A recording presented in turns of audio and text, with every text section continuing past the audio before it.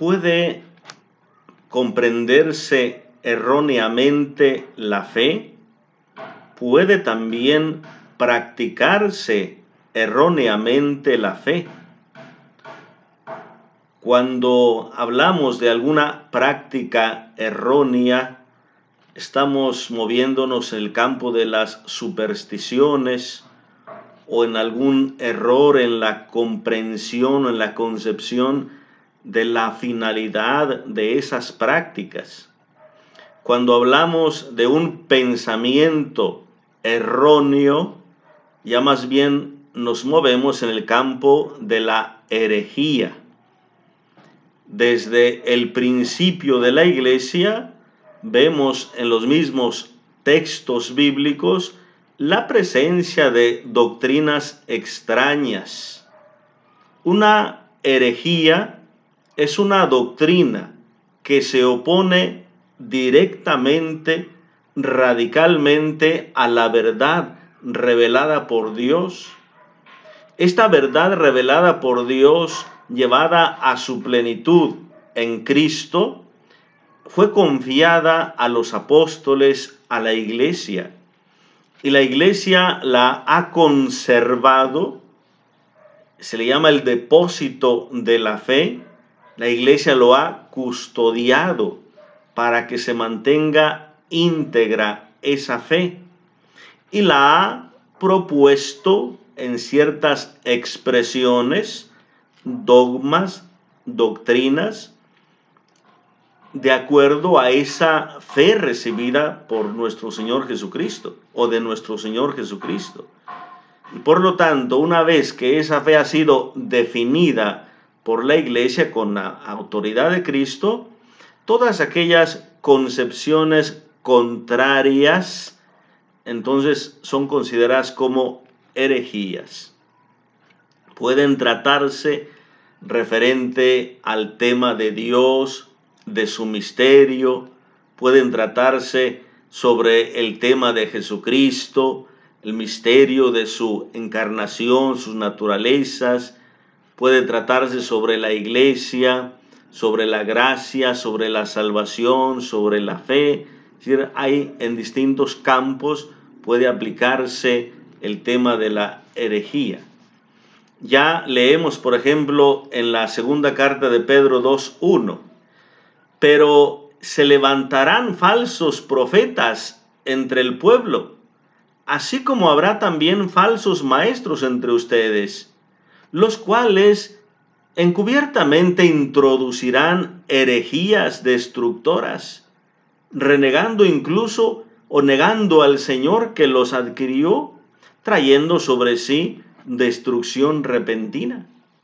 Leemos también, por ejemplo, en la primera carta a Timoteo 4:1,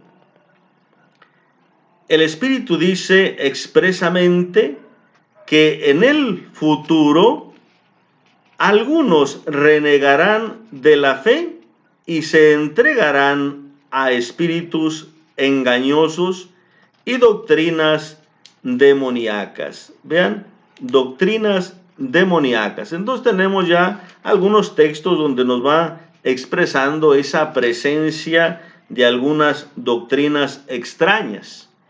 Vean también 2 Timoteo 4. Delante de Dios y de Cristo Jesús, que ha de juzgar a vivos y muertos, te ruego por su manifestación como Rey, proclama la palabra, insiste a tiempo y a destiempo, convence, reprende, exhorta, con toda paciencia y pedagogía. Porque llegará un tiempo en que los hombres no soportarán la sana doctrina, sino que siguiendo sus pasiones se rodearán de maestros que les halaguen los oídos. Darán la espalda a la verdad y se volverán para escuchar cosas fantasiosas.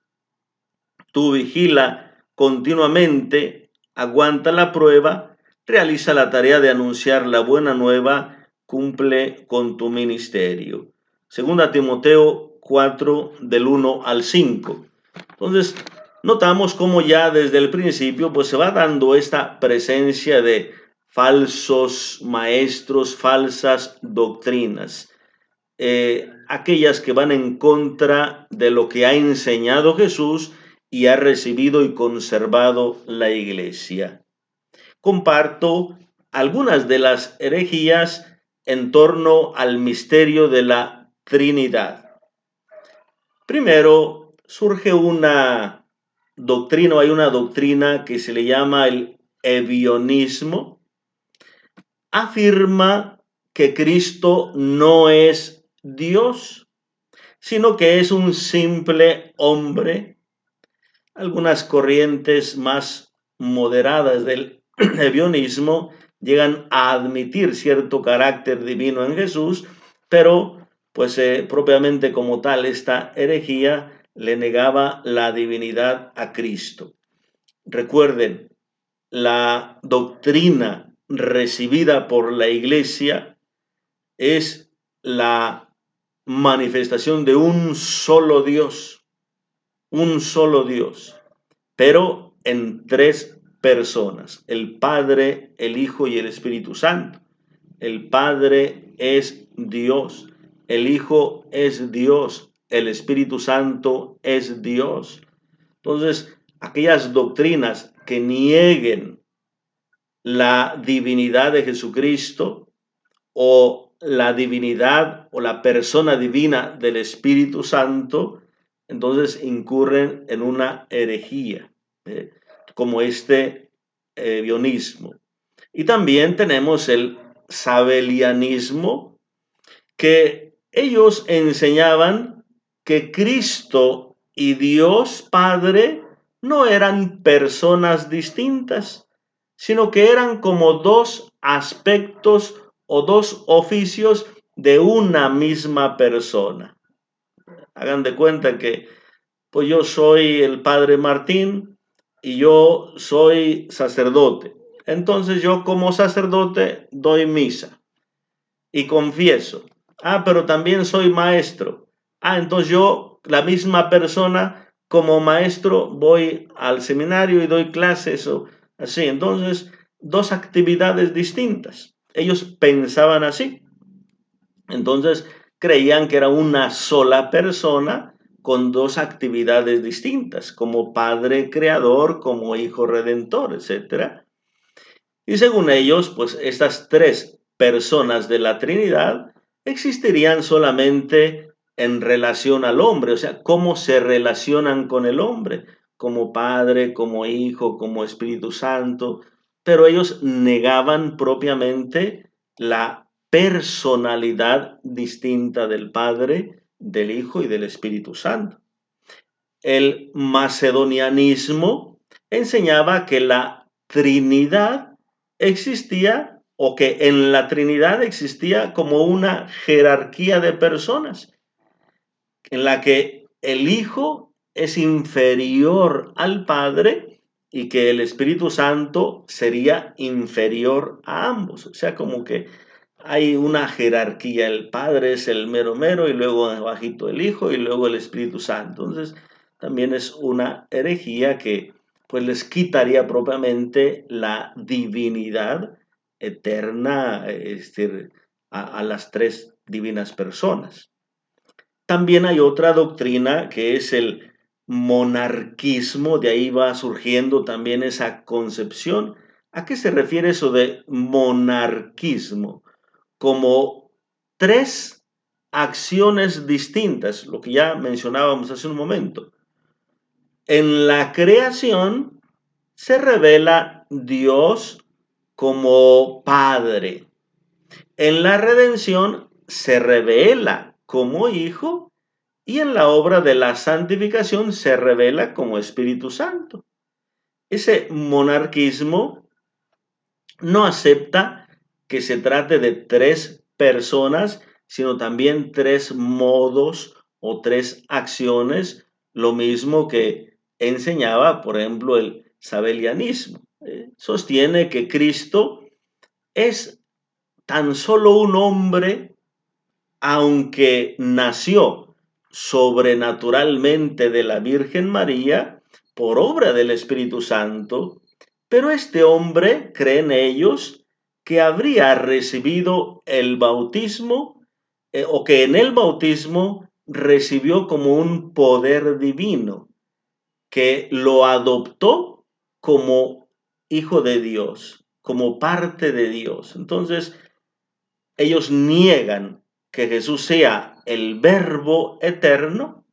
Ellos creen solamente que Jesús es como una persona y que en el bautismo como que recibió el Espíritu y ese Espíritu como que lo adoptó y entonces ya Jesús se manifestaba como con ciertas características de la divinidad, es decir, como que él era de alguna manera adoptado por Dios y entonces se manifestaba esas características en él como Dios. Entonces, hay distintas doctrinas en torno a el misterio de la Santísima Trinidad.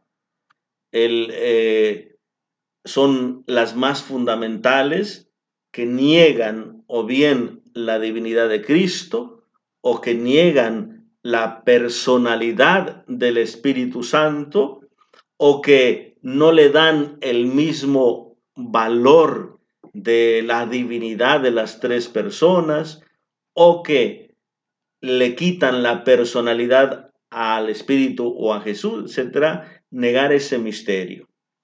Recuerden, queridos hermanos, la enseñanza de Jesús, lo que nosotros recibimos.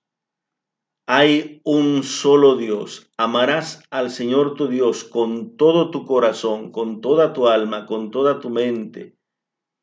Pero recuerden cómo Jesucristo se ha manifestado como el Verbo divino, el Verbo hecho carne. Es Dios que se ha hecho carne y ha tomado la carne humana, pero Él es el Verbo divino. Entonces, como decimos en el credo, creo en un solo Señor Jesucristo, Hijo único de Dios, nacido del Padre antes de todos los siglos, Dios de Dios, luz de luz, Dios verdadero de Dios verdadero, engendrado, no creado, por lo tanto no inferior. Y luego del Espíritu Santo, un solo Dios. Y las tres personas reciben ese honor, esa alabanza, esa gloria.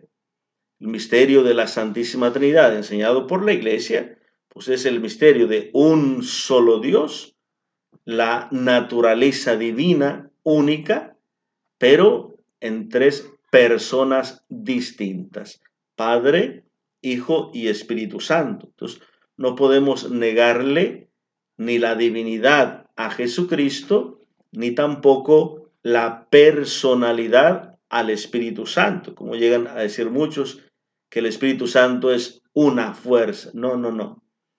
Si bien el Espíritu Santo se manifiesta como una fuerza, el dinamismo, la capacidad, el movimiento, el empuje, el impulso, se manifiesta dándonos esa fuerza, pero Él no es una fuerza, es una persona divina, porque Él habla, Él nos recuerda, Él nos enseña, Él se comunica, es una persona.